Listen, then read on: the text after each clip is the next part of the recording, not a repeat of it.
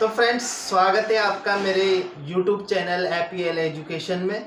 तो आज की वीडियो में हम बात करेंगे माध्यक, जिसको हम माध्यिका भी कहते हैं और मीडियन भी कहते हैं। कक्षा 10 का टॉपिक है, बहुत इम्पोर्टेंट टॉपिक है। आज मैं आप लोगों को एक ऐसा तरीका सिखा रहा हूँ माध्यक ज्ञात करने का, जिसको अगर आप लोग सीख जाएंगे तो उम्र भर भूलने वाले नहीं है। पहली बात तो ये, और तरीका इतना आसान है जिसको मैं तुलनात्मक ढंग से आप लोगों को सिखाऊंगा। तो चाहे से वो किसी भी तरीके का आप लोगों से सवाल पूछे वो एग्जाम में, आप लोग आसानी से कर देंगे। तो तरीका सीखने के लिए आप लोग मेरे वीडियो के साथ बने रहिए और वीडियो को आखिरी तक देखिए, तभी आप लोगों के सवाल समझ में आएगा।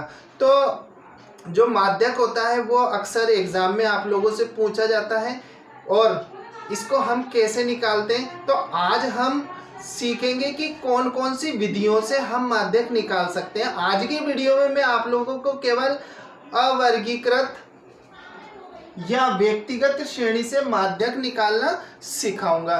तो इसको निकालने में अक्सर स्टूडेंट्स को प्रॉब्लम आती है, तो अगर आप लोग इसको सीखते हैं तो आपकी समस्या का समाधान जरूर हो जाएगा। तो देखते हैं हमारे कि अवर्गीकृत व्यक्तिगत श्रेणी से माध्यक कैसे निकाला जाता है। देखो, जब भी हमें अवर्गीकृत या व्यक्तिगत श्रेणी दी होती है तो उसका माध्यक निकालने के लिए सबसे जरूरी होता है पदों की संख्या, कि हमें जो श्रेणी दी है उसमें पद कैसे हैं, सम पद है या विषम पद है। तो उसी आधार पर जो सूत्र होता है उसका हम निर्धारण करते हैं। अगर सम पद होते हैं तो कौन से सूत्र लगाएंगे, और विषम पद होगा तो कौन सा सूत्र लगाएंगे। तो देखते हैं, अगर सम पद हो श्रेणी में, अगर पदों की संख्या सम हो तो सूत्र कौन सा लगेगा। सूत्र लगेगा n/2 वां पद प्लस n/2 प्लस 1वां पद। ठीक है। अगर पदों की संख्या विषम है तो कौन सा सूत्र लगेगा। सूत्र लगेगा n+1/2वां पद। अब इसका तरीका सीख लेते हैं, किस तरीके से हम माध्यक निकालेंगे। तो माध्यक निकालने के लिए जो हमें श्रेणी दी हुई है, इसके लिए मैंने एग्जाम्पल ले लिया है। ठीक है, एग्जाम्पल ले लिया है। यहाँ पर एक श्रेणी दी हुई है, पद आगे पीछे हो सकते हैं, उसको हम श्रेणी कह देंगे। इसके लिए सबसे पहले हमें क्या करना होता है, जो श्रेणी दी हुई है उसको आरोही क्रम में लिखते हैं।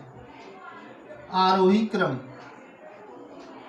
क्रम में लिखेंगे। आरोही क्रम का मतलब है बढ़ते हुए पदों में लिखेंगे। तो सबसे छोटा क्या आ जाएगा 0, फिर आ जाएगा 2, फिर आ जाएगा 3, फिर आ जाएगा 5, फिर आ जाएगा 6, फिर आ जाएगा 7, फिर आ जाएगा 9 और फिर आ जाएगा 10। अब देख लेते हैं पद कितने हो रहे हैं। 1 2 3 4 5 6 7 8 8 पद हो रहे हैं, यानी कि जो n का मान है वो कितना आ गया, 8 आ गया। पदों की संख्या, n क्या है, पदों की संख्या है। तो अब हम जो फार्मूला अपनाएंगे उसमें क्या करेंगे, हमें n/2 निकालना है। तो n/2 क्या होगा, n/2 निकालना है।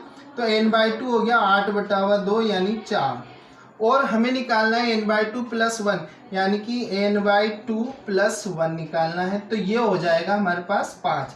n/2 का मान तो आ गया 4, और एक और जोड़ देंगे तो ये 5 हो जाएगा। तो चौथा पद और पांचवा पद, अब जो हमने बढ़ते क्रम में श्रेणी को जमाया है उसमें से लेना है। तो चौथा पद कौन सा हो गया, 1 2 3 4, एक तो ये हो गया, और पांचवा पद ये हो गया। अब इसका हमें औसत निकालना है। ये 2 का भाग दे रहे तो इसका मतलब है औसत निकालना है। तो औसत निकाल लेंगे। तो ये हो गया 5वां पद, और ये चौथा पद, और ये 5वां पद, और इसका औसत। तो कितना हो गया 11/2। तो ये आ जाएगा 5.5। यानी कि जो माध्यक है सम पदों वाली श्रेणी का, उसका जो माध्यक है वो कहाँ आएगा, इस दोनों के बीच में आएगा। अब देख लेते हैं पदों की संख्या जब विषम हो।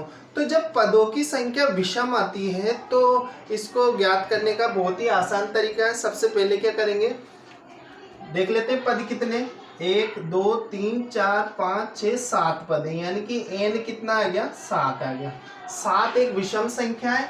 यहाँ पर n बराबर 8 आया था, 8 एक सम संख्या थी। अब इसको क्या करेंगे, हम आरोही क्रम में लिखेंगे, आरोही क्रम में जमाएंगे। इसको आरोही क्रम में जमाएंगे तो सबसे पहले 1 आ जाएगा, फिर 3 आ जाएगा, फिर 5 आ जाएगा, फिर 8 आ जाएगा, फिर 7 आ जाएगा, फिर 9 आ जाएगा, फिर 11 आ जाएगा। तो 1 2 3 4 5 6 7 इस तरीके से n बराबर 7 हो गए। तो अब इसमें क्या करना है हमें, फार्मूला अगर हम देखें तो n+1/2 पद, ठीक है, इसका ये वाला पद लगाएंगे। तो n कितना है, 7 + 1/2 करेंगे तो ये कितना हो गया, 8/2 हो गया। और ये आ गया 4वां पद जो हमने आरोही क्रम में जमाया है नंबर्स को, उसमें चौथा पद देख लेंगे तो 1 2 3 4, तो ये आ गया चौथा पद ये हो गया हमारा माध्यक। तो देखो, तुलनात्मक रूप से अगर हम किसी चीज को सीखते हैं तो वो चीज हमारे समझ में बहुत जल्दी आती है और अब आ जाती है, और उसकी जो प्रोसेस होती है वो पूरी समझ में आती है। तो इस तरीके से मैंने आप लोगों को बहुत ही शॉर्ट तरीके से माध्यक निकालना बताया। अगर आप लोग और शॉर्ट इसको करना चाहते हैं तो आप लोग क्या करेंगे, ये जो विषम पदों वाली श्रेणी है, इसमें क्या करना है आप लोगों को, जो बीच का पद आता है, ठीक है, जैसे 7 पद है तो बीच का पद हो गया चौथा, तो चौथे नंबर को आप लोग देखते ही निशान लगा सकते हैं। एक ये प्रोसेस है पूरी जिसको मैंने आप लोगों को समझाया, आशा करता हूँ आप लोगों के समझ में आ गई होगी। अगले वीडियो में मैं आप लोगों को सिखाऊंगा अवर्गीकृत बंटन बारंबारता का माध्यक निकालना, और उसके बाद सिखाऊंगा कि वर्गीकृत बारंबारता का बंटन कैसे निकाला जाता है। तो वीडियो पसंद आया तो लाइक कर दीजिए, अगर चैनल पर नए हैं तो चैनल को सब्सक्राइब कर बेल आइकन को प्रेस कर दीजिए। इस तरीके के वीडियो प्राप्त करने के लिए मेरे चैनल के साथ बने रहिए। इस वीडियो में इतना ही, अगले वीडियो में फिर मिलेंगे, तब तक के लिए जय हिंद।